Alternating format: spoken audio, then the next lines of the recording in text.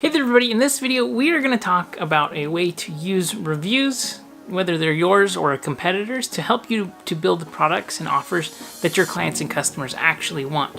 So this stage of research is so important. It can really mean the difference between a successful campaign and a complete failure. So this is going to be a great video. Be sure to watch all the way through. Let's get into it. Hi there, my name is Brandon Brashears. I create daily marketing videos here. So if you're looking to grow your brand or your business with digital marketing, this is a great channel for you. Please consider subscribing. If you ever have any questions or comments or you need help with anything, please don't hesitate to reach out. So let's talk about reviews. They're so powerful. And the reason why I think reviews are so powerful are because you're able to get either the good, the bad, or the ugly, and really get a better understanding for what your clients and customers want and what your potential clients and customers want. So I think that even if you're just starting out, this is going to be a great way for you to do research and really to get in the minds of these clients and customers. So let's talk about reviews. I think a lot of people know that they need to get reviews, and I actually made a video that explains how to get reviews consistently so that you don't appear to be a spammer to Yelp and Google, so that they use your reviews consistently to show up, so that you have as best and positive reviews as possible. So, but that's not what we're talking about today. We're talking about research, how to get in the minds of your customers. So I think it's important that, number one, you have your client avatars picked out and figured out, and you know who it is you're trying to target, what kind of groups of people, what their demographics are, and not only what their demographics are, but what are their psychographics as well. Because if you understand that and you know exactly who you're going to be targeting, what your product or service is, and who it's for, you're going to be able to communicate far more effectively. Now, I work with a lot of veterinary practices, and oftentimes veterinary practices will not be sure what to offer as far as packaging or offers, and I think this is pretty common for most businesses. You're not really sure what it is that your clients and your customers are going to actually want and how to position it in the marketplace, how to package it, what should be included, and all of these things. And so a great place to go is into the review section on Google Pages or Yelp or any place else. That way you're going to be able to see both what people liked and what they didn't like. So here is what I do if I'm trying to figure out what I want to be using in the marketing messaging that I have and the offers and things like that, especially if I'm starting out with somebody new, right? I do digital marketing every single day. I'm not an expert necessarily in like the practical running of each business. I work with a wide variety of businesses. I work with a lot of veterinary practices. I work with software companies. I work with conferences. I work with personal brands. And so everybody has different audiences that have different wants and desires and things like that. And so getting into the mindset of these people, what do they actually want? Not just the features and the little things that are about the service that make it unique or interesting. It's what the actual benefit is. What is the end thing that they want? And not only that, what are the things that are important to them when they get that benefit? So, for example, I'll take a look at the good reviews and I'll make a list of things that stand out to me. So I'm going to use the veterinary practice as an example. It's not just for veterinary practices though. It could be for anything.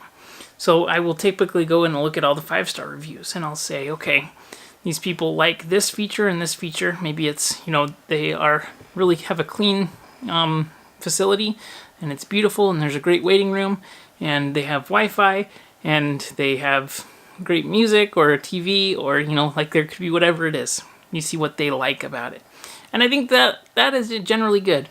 A lot of times though, especially if you have people that are raving fans of your business, it's really important to note what they like, because if you're trying to duplicate your favorite clients in your business, you need to understand what's important to them and how can you serve them better. Sometimes you're going to get negative reviews no matter how good you are. There's somebody out there that doesn't like anything. There's people who love Star Wars, people that hate Star Wars. There's people that love Disneyland and there's people that hate Disneyland. So you can find somebody to hate something that somebody else loves every single time. So that's why I mentioned at the very beginning, it's important you know who it is that you're serving. Who's your ideal customer and your ideal client, and who do you want to be attracting? Because that's what ultimately these 5-star reviews are going to be about. Your product and your service needs to be awesome. You need to do the best that you can do. But that being said, you're not going to be able to make everybody happy. So along those lines, we need to take a look at the 1-star reviews. And so if you don't have any 1-star reviews, take a look at your competition. I'm sure that there are people in your marketplace that have 1-star reviews. And so 1-star reviews are important, 3-star reviews are important as well, 4-star and 2-star also important. But I like to just focus a lot on the 5 and the 1. Typically, you're going to find that people, and especially your ideal clients, they're going to kind of extend out in some of the fringe, right? Who are the most diehard clients that you can find? And what are the things that are important to them? And then on the other side of that coin is, who are the people that really dislike you?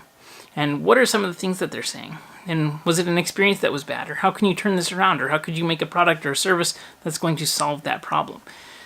Like I mentioned, you're not going to be able to please everybody. So don't take it personally when somebody gives you a 1-star review, and take it as feedback.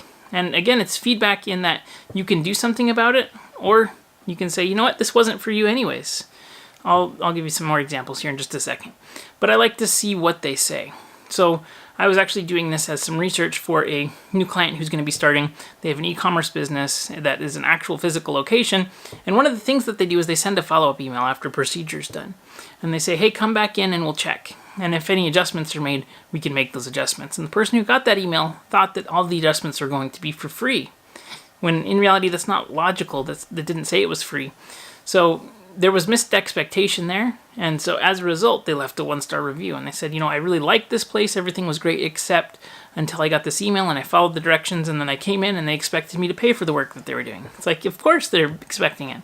The problem wasn't that the service was paid for, the problem was that the expectation wasn't set properly.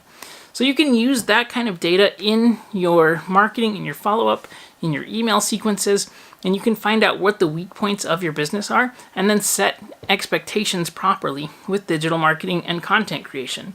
If you know that you have long wait times, like let's say you are an emergency veterinary practice and you have long wait times, people need to understand why. They can't see you working tirelessly behind the scenes. They just see you all and they're in the waiting room for 3 hours. And why did they even set an appointment? You know, if you say, hey, sometimes we have life and death situations that come in, and you tell stories of patients who came in, of happy stories, of sad stories, and you connect with your clients and your customers, and you use the feedback that's built in around reviews for both the positive and the negative, highlight the positive reviews, and try to identify the problems, fix the problems, or set expectations with the negative reviews.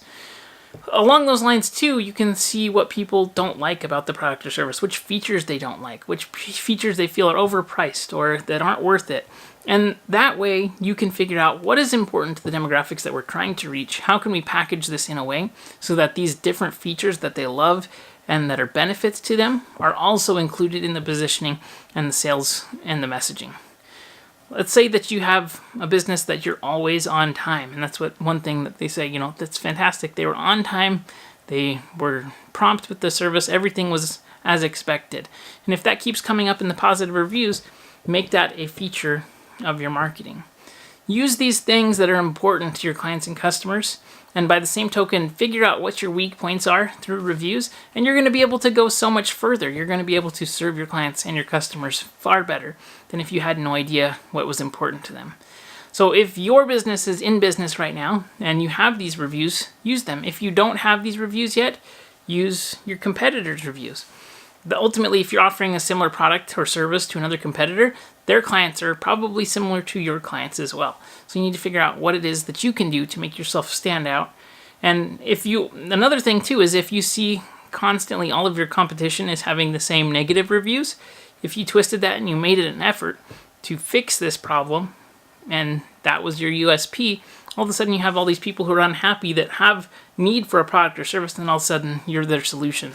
So this is a great way to figure out what are some of the holes in the marketplace that you can fill by being unique and following up with people.